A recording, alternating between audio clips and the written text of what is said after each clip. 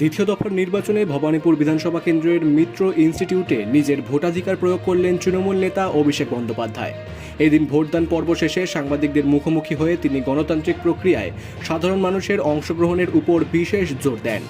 সকল ভোটারকে শান্তিপূর্ণভাবে ভোট দেওয়ার জন্য আহ্বানও জানান তিনি। ভোট পরিচালনায় প্রশাসনের ভূমিকার উপর পূর্ণ আস্থাও প্রকাশ করেন তিনি। অন্যদিকে তখন নির্বাচন কমিশন, বিশেষ অবজারভার ও কেন্দ্রীয় বাহিনীর বিরুদ্ধে বিস্ফোরক অভিযোগ তুলে সরব হয়েছেন তৃণমূল নেত্রী মমতা বন্দ্যোপাধ্যায়।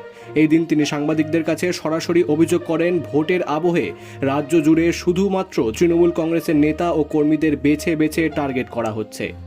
আমরা চাই ভোটটা শান্তিতে হোক, মানুষের অধিকার প্রয়োগ করতে দেওয়া হোক, কিন্তু বিশেষ করে কতগুলো অবজারভার নিয়ে আসা হয়েছে বিভিন্ন জায়গা থেকে এবং অনেক পুলিশ অফিসার নিয়ে আসা হয়েছে যারা বাংলাকে বোঝে না।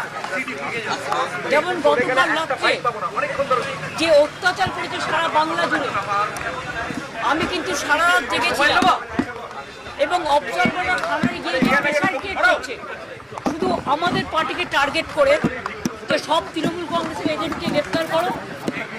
ব্লক প্রেসিডেন্ট, আমার ইউথের ব্লক প্রেসিডেন্টকে সকালেও অ্যারেস্ট করেছিল, আমাকে একজন চেতলায় লিখে হয়েছিল, থানায় আমি যাইনি, ববেই গিয়ে ছাড়িনি। এই সকল কিছু নিয়েই দ্বিতীয় দফার ভোটের আবহে রাজ্য রাজনীতিতে নতুন করে চর্চার জন্ম দিয়েছে। Bureau report, বঙ্গদর্পণ।